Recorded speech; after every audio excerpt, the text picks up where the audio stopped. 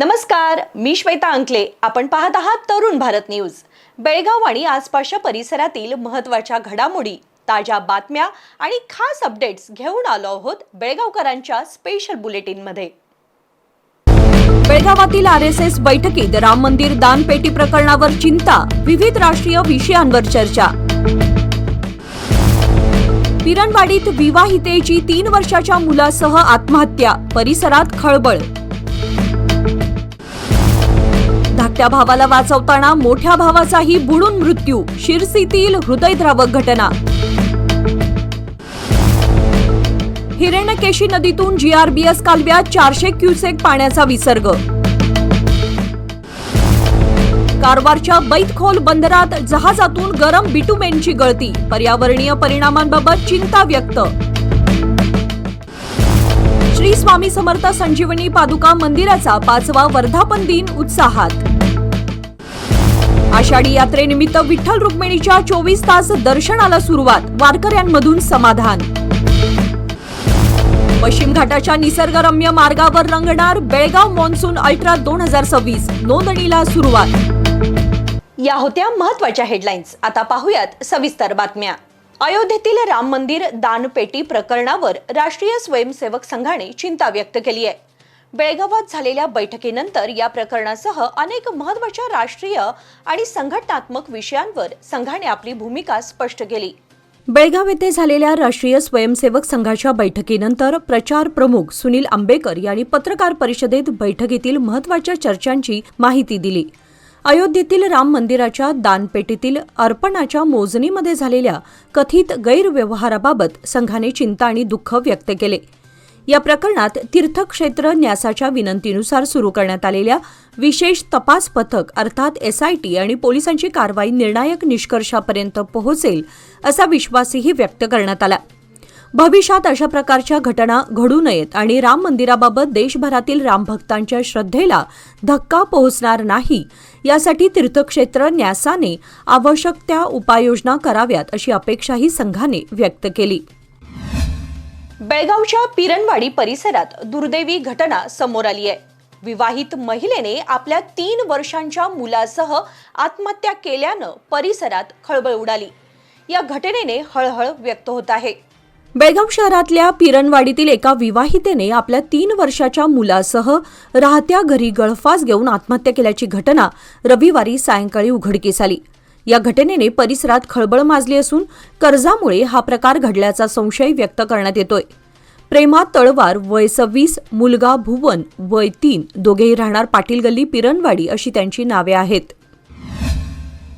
धाकट्या भावाला वाचवण्यासाठी मोठ्या भावाने जीवाची बाजी लावली, मात्र नियतीनं दोघांनाही हिरावून नेलं. उत्तर कन्नड जिल्ह्यातील शिरसी तालुक्यात घडलेल्या या हृदयद्रावक घटनेनं परिसरात शोककळा पसरली आहे. उत्तर कन्नड जिल्ह्यातील शिरसी तालुक्यातील उंचल्ली जवळील मास्तेजड्डी येथील छोट्या धरणामध्ये रविवारी दुपारी दुर्दैवी घटना घडली. धाकट्या भावाला पाण्यात बुडण्यापासून वाचवण्याच्या प्रयत्नात मोठ्या भावाचाही पाण्यात बुडून मृत्यू झाला. या दुर्घटनेमध्ये हर्षा नाईक वय 18 आणि त्याचा धाकटा भाऊ मदन नाईक वय 16 या सख्या भावांचा मृत्यू झाला. घटनेची माहिती मिळताच शिरसी ग्रामीण पोलीस, अग्निशमन दल तसेच श्री मारिकांबा लाईफगार्ड पथक घटनास्थळी दाखल झाले. शोध मोहीम राबवून दोघांचेही मृतदेह पाण्याबाहेर काढण्यात आले.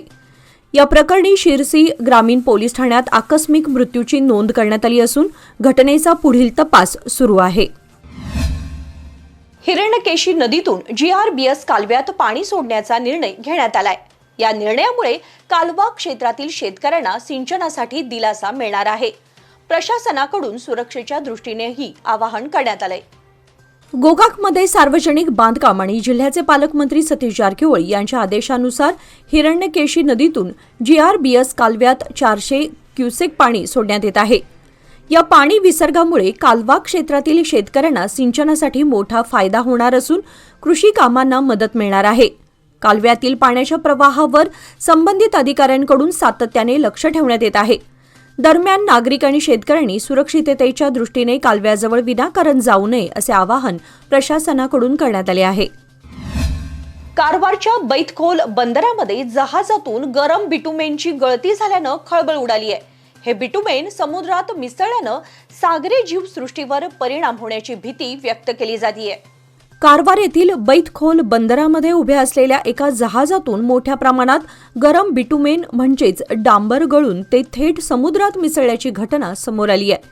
या घटनेचा व्हिडिओ सोशल मीडियावर मोठ्या प्रमाणात व्हायरल होतोय. बिटुमेनच्या गळतीमुळे समुद्रातील मासे आणि इतर सागरी जीवसृष्टीवर विपरीत परिणाम होण्याची भीती स्थानिक नागरिकांनी व्यक्त केली आहे. या प्रकरणाची तातडीने चौकशी करून आवश्यक उपाययोजना करण्यात याव्यात अशी मागणी नागरिकांकडून केली जाते. दरम्यान बिटुमेनची गळती नेमक्या कोणत्या कारणामुळे झाली हे अद्याप स्पष्ट झालेलं नाही. संबंधित विभागाकडून या घटनेची चौकशी अपेक्षित असून पर्यावरणावर झालेल्या परिणामांचाही आढावा घेतला जाणार आहे. या प्रकरणी अधिकृत स्तरावर अद्याप कोणतीही सविस्तर माहिती जाहीर करण्यात आलेली नाही.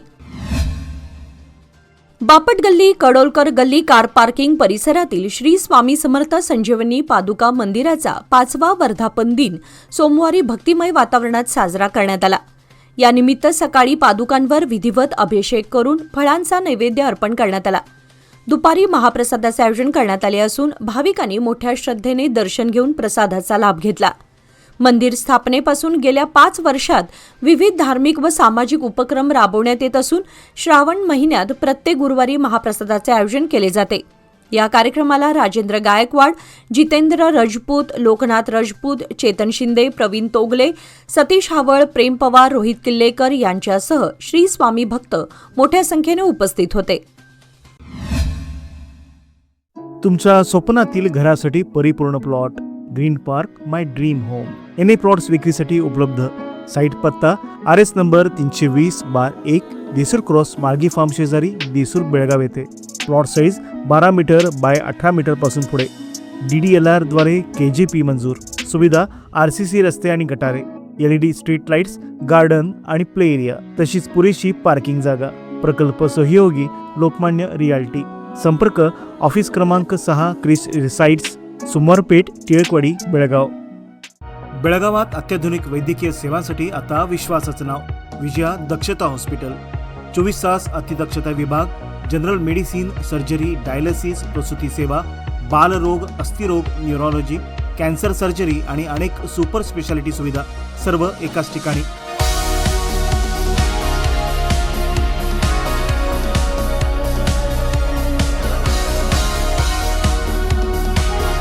अनुभवी डॉक्टर, आधुनिक तंत्रज्ञान आणि रुग्णांसाठी मनापासून सेवा. सर्व प्रमुख विमा आणि सरकारी योजना स्वीकारल्या जातात. आजच भेट द्या. खानापूर रोड, 3ऱ्या रेल्वे गेट जवळ, रेल्वे ओव्हरब्रिजच्या खाली, टिळकवाडी, बेळगाव. संपर्क 7353641444. विजया दक्षता हॉस्पिटल, आपल्या आरोग्याची दक्ष काळजी. आषाढी एकादशी निमित्त जायंट्स ग्रुप ऑफ बेळगाव सखीच्या वतीने धामणे गावातून निघालेल्या विठ्ठल दिंडी यात्रेमध्ये सहभागी होत असलेल्या वारकऱ्यांसाठी सेवाभावी उपक्रम राबवण्यात आला. श्री छत्रपती शिवाजी महाराज उद्यानातील महाराजांच्या मूर्तीची पूजा करून विठ्ठल नामाच्या जयघोषात दिंडीला प्रारंभ करण्यात आला. यावेळी वारकऱ्यांना अल्पोपहाराचे वाटप तसेच फराळासाठी 2100 रुपयांची देणगी देण्यात आली. अध्यक्षा सुलक्षणा शिनोळकर यांच्या अध्यक्षतेखाली झालेल्या या उपक्रमाला सदस्य शीतल पाटील, अर्चना कंगराळकर, स्वाती फडके, सुलोचना कुटरे, चंदा चोपडे आणि विद्या सरनोबत यांचे मोलाचे सहकार्य लाभले. यावेळी ग्रामस्थ व वारकऱ्यांचा उत्स्फूर्त प्रतिसाद पाहायला मिळाला. बेळगाव तालुक्यातील होनगा परिसरात ट्रकचा अपघात झाल्याची घटना घडली. चालकाचं वाहनावरील नियंत्रण सुटल्यानं ट्रक थेट रस्त्याच्या डिव्हायडरवर चढला. हा ट्रक बेळगावहून मुंबईच्या दिशेने जात होता. सुदैवाने या घटनेत कोणतीही मोठी जीवितहानी झाल्याची माहिती नाही. अपघातामुळे काही काळ वाहतुकीवर परिणाम झाला. घटनेची माहिती मिळताच संबंधित यंत्रणांनी घटनास्थळी धाव घेत परिस्थिती नियंत्रणात आणली. बेळगाव जिल्ह्याचे पालकमंत्री सतीश जारकिहोळी यांनी चिकोडी दौऱ्यादरम्यान नागरिकांच्या विविध समस्या ऐकून घेत शासनाकडून आवश्यक उपाययोजना सुरू असल्याची माहिती दिली. पिण्याच्या पाण्याची गंभीर समस्या नसून पिकांच्या नुकसानीचं सर्वेक्षण करून शासन योग्य निर्णय घेईल असे त्यांनी सांगितले. जिल्हा पुनर्रचनेबाबत चर्चा सुरू असल्याचं नमूद करत बेळगावातील RSS बैठकीबाबत आणि काँग्रेस नेते BK हरिप्रसाद यांच्या वक्तव्यावर माहिती नसल्याची प्रतिक्रिया त्यांनी दिली. तसेच ज्येष्ठ पार्श्वगायिका S. जानकी यांच्या निधनाबद्दल शोक व्यक्त करत त्यांच्या जाण्याने कर्नाटकाच्या सांस्कृतिक क्षेत्राची मोठी हानी झाल्याचं त्यांनी म्हटलं. दड्डी परिसरात समाधानकारक पाऊस झाल्याने खरीप हंगामातील शेतीकामांना वेग आला असून भात रोप लागणीपूर्वी बैलांच्या सहाय्याने शेतात चिखलणीची कामे जोरात सुरू आहेत. दड्डी, सलामवाडी, मोदगे, शट्टीहळ्ळी तसेच परिसरातील गावांमध्ये शेतकरी पारंपरिक पद्धतीने मशागत करून भात लागणीची तयारी करत आहेत. पावसामुळे शेतांमध्ये पुरेसा ओलावा निर्माण झाल्यानं चिखलणीची कामे वेगाने सुरू होत असून अनेक ठिकाणी भाताची रोपे लागणीसाठी तयार झाली आहेत. वेळेवर झालेल्या पावसामुळे शेतकऱ्यांमध्ये उत्साहाचं वातावरण असून चांगल्या उत्पादनाची अपेक्षा व्यक्त केली जाते.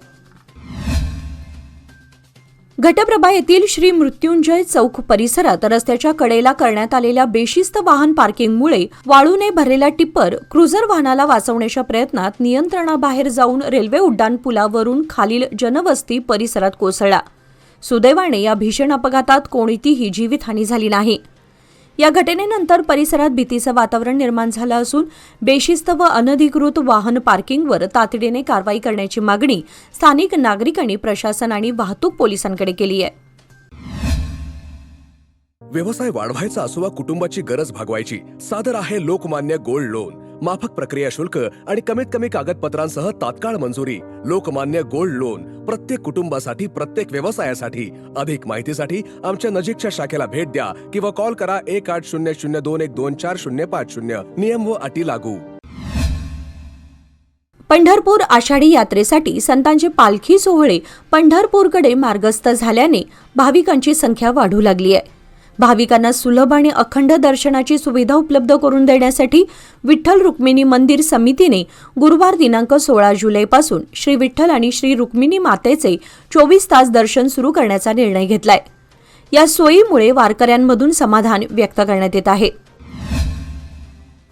बेळगाव एन्ड्युरन्स स्पोर्ट्सच्या वतीने आयोजित करण्यात येणाऱ्या बेळगाव मान्सून अल्ट्रा 2026 या ट्रेल रनिंग स्पर्धेसाठी नोंदणीला सुरुवात झाली आहे. ही स्पर्धा 26 जुलै रोजी पश्चिम घाटातील गोजगे ते शिनोळी या आंतरराज्यीय मार्गावर पार पडणार आहे.